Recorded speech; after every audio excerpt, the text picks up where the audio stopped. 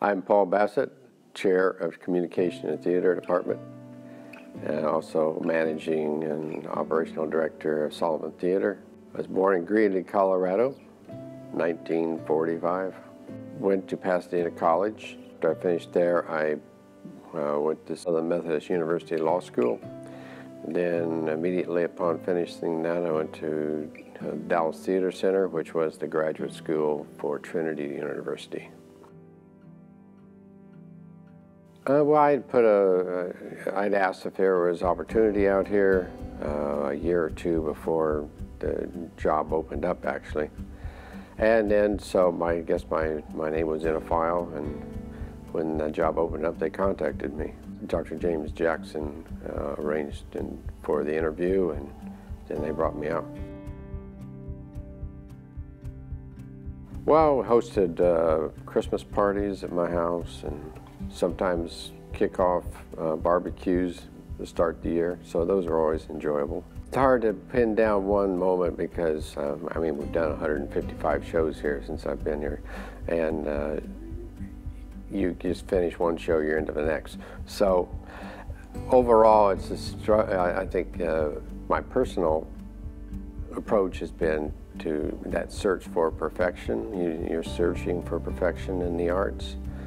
It's never attainable, but you see how close you can get.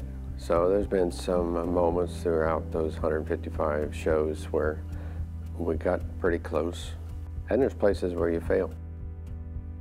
I mean, we've had 1,200 students come onto the stage, so, and a lot of them, a fair number of them have ended up in theater of one type or another, maybe an educator, maybe actually in professional theater, as actors or directors or designers. But it's also exciting to have students come back who are, contact that don't end up in theater, end up in some other profession or some other career. I always felt like I was called to be here. We did, of course, when you do a show like Passion Betrayals, which we did 8 different times, that's a very intense moments because they connect with biblical stories. So those are always great moments. But also you find, God's presence in plays that seem odd that He's there just because of the content or the subject matter. Well, when you're doing that much theater, you don't have a lot of time. The time you have is trying to get yourself back together. So, I've got hobbies and travel, of course, maybe some writing. So I have lots of things to occupy me. Hey, Dr. Bassett, this is Nick. I just want to say thanks for being a great teacher and mentor and friend while I was at Loma. You have a huge list of accomplishments, from the number of plays you've directed to starting the theater department. You are someone who is very passionate about the arts, and that's something that's always stood out to me. And I remember taking a class I was supposed to take my freshman year of theater, and I took it my senior year. But anyways, you were talking about just the power of art and theater and plays and how it relates to our society. And you were just so emotionally invested in something that always kind of struck me and has stuck with me since Loma. And now that I'm out here in LA pursuing a life in the arts, it's something I think of often, especially when I'm creating and joining and jumping in on artistic endeavors. I try to embody the kind of passion that you had. So I just wanted to thank you for that. And I strive for that in my art. And so thanks for all that you've done, for your advice over the years, and I really appreciate it. And I'm excited for this next chapter for you. I wish you the best of luck. There's no substitution for perfection. That's always been what I strive for. And I'm well aware that I'm not a perfect person. So that's not what I'm talking about. But trying to get closer and closer to what seems to be perfection, which of course getting closer and closer to God and what He has for you. I'm Cathy McConnell. I have a PhD in Spanish. I taught Spanish for many years in LJML. But for the last 5 years, I've been the Dean of the College of Arts and Sciences. I grew up in the Los Angeles basin in a town called Carson. My BA degree was at Pasadena College. When I graduated, I actually got an MA degree in Education and Curriculum and Supervision at Pasadena. Then got married and moved back east to Boston. About 4 or 5 years after I had been settled here, went to UCLA and did my PhD in UCLA. Of course, I have colleagues on the faculty who did their PhDs at USC, so we've had interesting rivalries going for many, many years, especially with Dr. Michael McKinney and Dr. Maggie Bailey. And I assume that after I retire, that rivalry will continue. I have a lot of memories of students. One of the things I really enjoyed was to have students over to the house. And then not only did we entertain the Spanish students, but we entertained the entire department for literature, journalism, and modern languages. We quickly learned that she uses the nickname Mala for all of us feisty women, and it was nice to be pretty quickly included in that club. I don't know if you know this, but she always wears sexy socks. She likes to wear fishnet socks under her suit pants.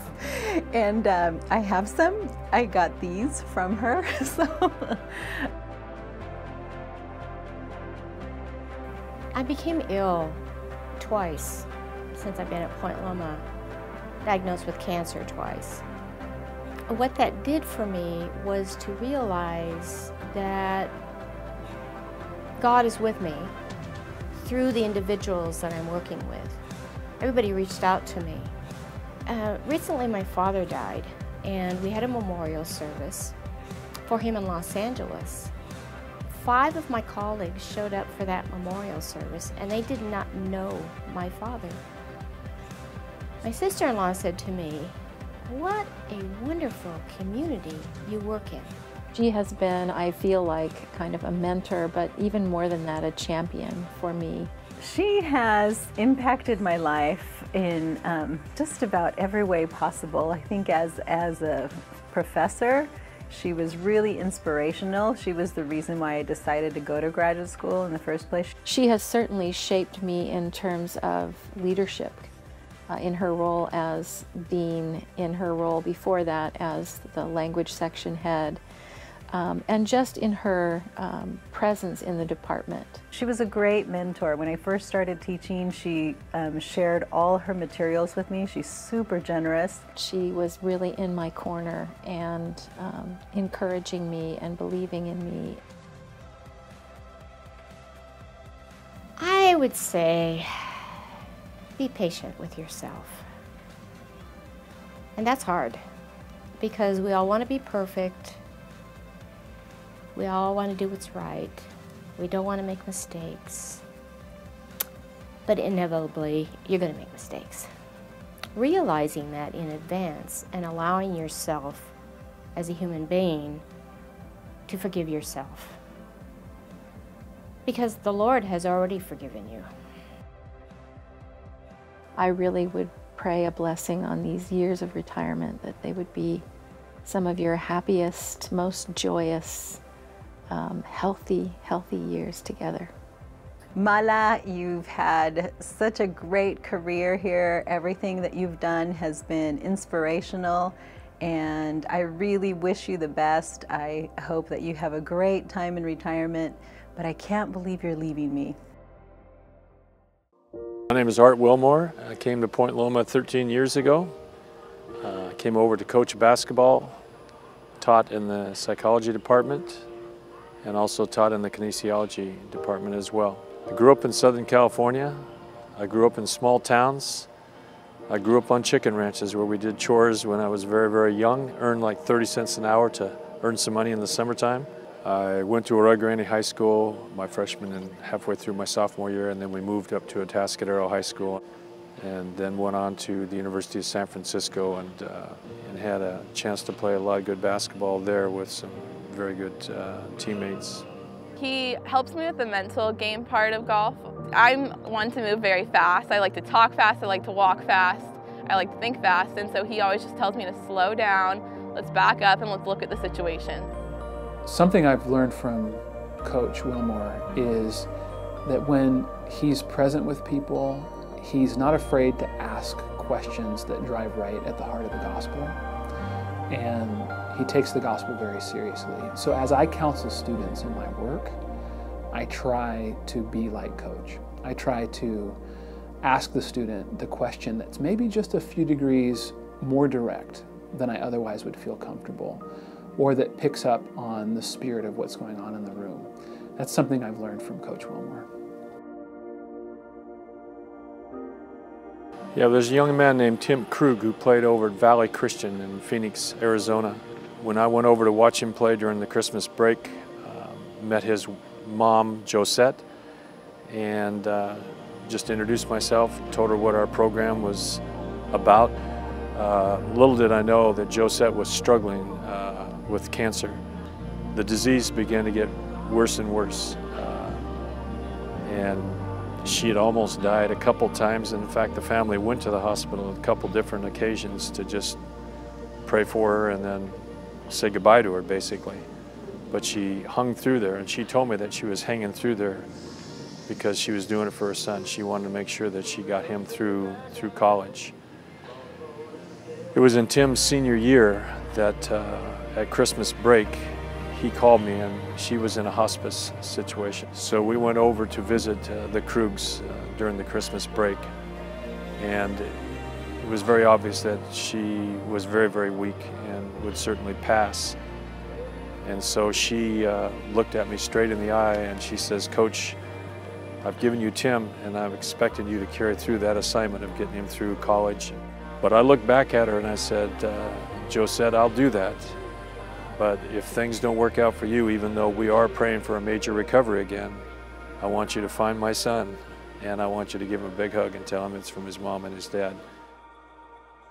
All I can explain about Coach Art is he's just very humble.